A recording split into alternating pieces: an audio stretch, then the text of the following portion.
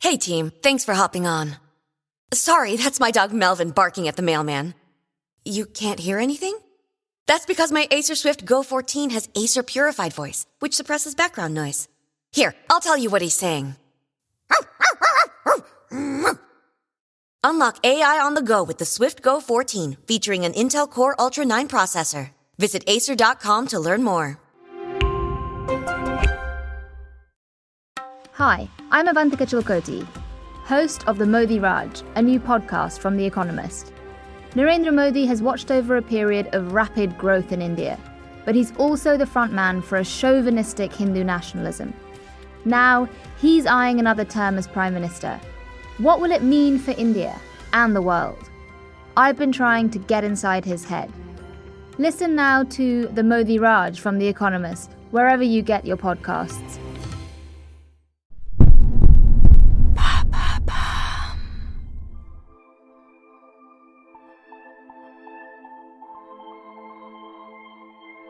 Elle est peut-être la femme la plus célèbre de l'histoire. Cléopâtre a inspiré tant de films, de pièces de théâtre, de compositions, qu'on a du mal à croire que cette figure mythique ait un jour existé. Le mythe de Cléopâtre a pourtant commencé de son vivant. La propagande romaine en a fait une séductrice, manipulatrice et dangereuse. Il est vrai qu'elle a bousculé le destin de Rome, et notamment par ses amours. D'abord avec Jules César, puis aux côtés de Marc-Antoine. C'est la relation avec ce dernier qui nous intéresse aujourd'hui. Une histoire d'amour et de pouvoir dans lequel la stratégie et les calculs se mêlent à la profondeur des sentiments.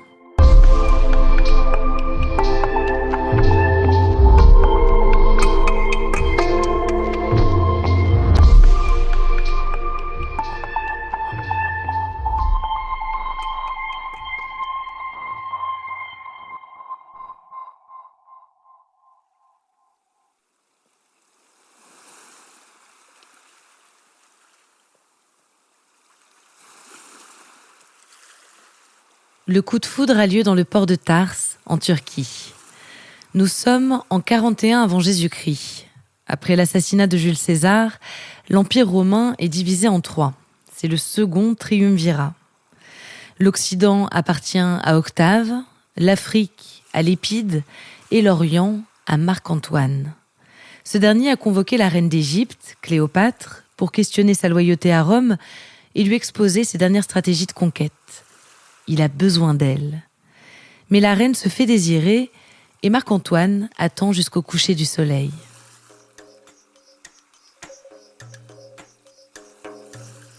La voilà. Une immense nef apparaît à l'horizon et remonte doucement le fleuve. Ses voiles pourpres flottent dans le ciel. De l'embarcation s'échappe de la musique. Tambourins, flûtes et sitars. Le bateau de Cléopâtre s'approche de celui de Marc-Antoine. Un tableau de Laurence Alma-Tàmeda, datant de 1883, retrace ce moment historique. On y voit la reine, nonchalamment avachie sur son siège, drapée d'une robe de nymphe et d'une peau de léopard. Elle est entourée de ses courtisanes. Marc-Antoine, en second plan, est penché en avant pour apercevoir la reine, qu'il dévisage bouche bée. Cléopâtre invite le général à son bord pour un banquet somptueux. C'est le début d'une histoire qui durera 10 ans. Ce n'est pas la première romance de Cléopâtre avec un dignitaire romain. Elle a déjà un enfant de Jules César, nommé Césarion. Pendant 2 ans, elle a vécu à Rome. Là-bas, elle a importé la mode d'Alexandrie, à la fois raffinée et exotique. Les rumeurs sur la beauté de Cléopâtre ont traversé les âges. Son nez est devenu un véritable mythe. Était-elle si belle ? Difficile à dire, puis selon quels critères ? Une chose est certaine, Cléopâtre est une femme particulièrement charismatique. Elle exerce sur les hommes un charme magnétique qu'on peut expliquer par bien des facteurs. Son pouvoir, son physique, mais surtout sa grande intelligence. Cléopâtre parle plusieurs langues. Elle est une fine stratège, une érudite. Sa priorité, son peuple et son royaume. Elle est la seule monarque de la dynastie des Lagides à parler l'égyptien. Elle célèbre les dieux traditionnels d'Égypte et met les prêtres à son service. Marc-Antoine, quant à lui, a longtemps été le bras droit de Jules César. Il l'a épaulé dans ses conquêtes, foulé le sol des champs de bataille à ses côtés. César est assassiné en 44 avant Jésus-Christ par des sénateurs romains menés par Brutus. Après sa mort, Marc-Antoine devient le rival d'Octave, le neveu et l'héritier de César. Marc-Antoine, comme Cléopâtre, est ambitieux et fin stratège. Son objectif, étendre son pouvoir et se débarrasser d'Octave. You'll know real when you get it. It'll say eBay Authenticity Guarantee, and you'll feel it. Maybe it's a head-turning handbag, a watch that says it all, jewelry that makes you look like the gem, sneakers and streetwear so fresh, every step feels fly. eBay gets it, so look for the blue check mark next to that thing you love, and be confident that every inch, stitch, sole, and logo is checked by experts. With eBay Authenticity Guarantee, you can trust that feeling of real is always in reach. Ensure your next purchase is the real deal. Visit ebay.com for terms. Hey team, thanks for hopping on. Sorry, that's my dog Melvin barking at the mailman. You can't hear anything? That's because my Acer Swift Go 14 has Acer Purified Voice, which suppresses background noise. Here, I'll tell you what he's saying. Unlock AI on the go with the Swift Go 14, featuring an Intel Core Ultra 9 processor. Visit acer.com to learn more. Pour cela, Cléopâtre est une alliée essentielle. Elle est la seule à pouvoir l'aider dans sa guerre contre les Parthes.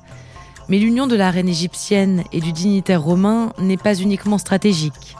On raconte que le soir même de leur rencontre, au cours de ce banquet fastueux, Marc-Antoine tombe profondément amoureux de Cléopâtre. Ils deviennent un couple politique, conquérant et fastueux. Leur vie est rythmée par des banquets et des fêtes grandioses dont l'insouciance contraste avec le sérieux des batailles qu'ils mènent ensemble. Cléopâtre souhaite rendre son royaume autonome et Antoine fait grandir son influence en Orient.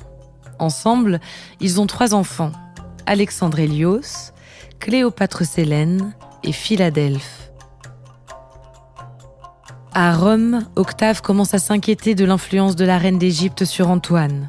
Il le contraint à épouser Octavie, sa sœur, et à infirmer ainsi sa loyauté envers les Romains. Marc-Antoine rentre alors à Rome, mais pas pour longtemps. Cléopâtre lui manque et il part la retrouver en Égypte.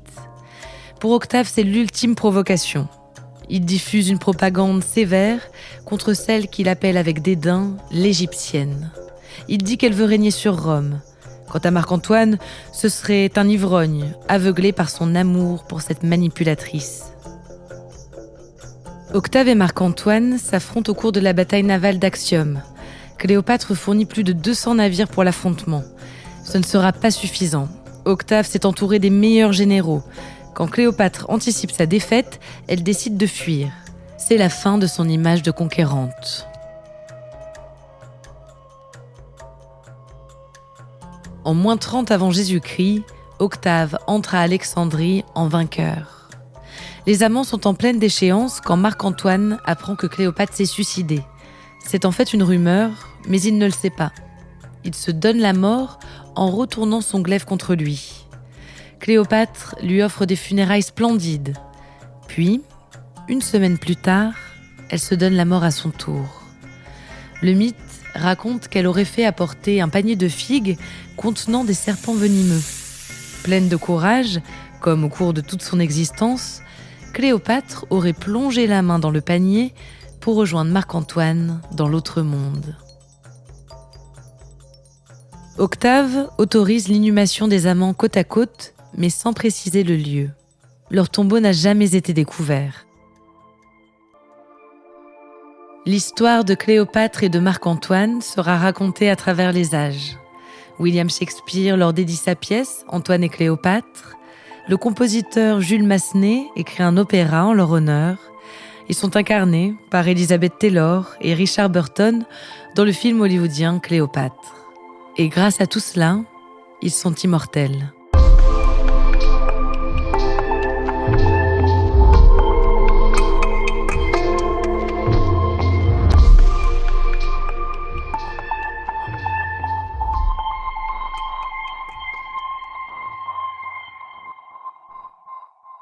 Merci d'avoir écouté cet épisode de Love Story. Si vous aimez ce podcast, je compte sur vous pour le faire savoir avec des étoiles et des commentaires sur votre plateforme d'écoute favorite.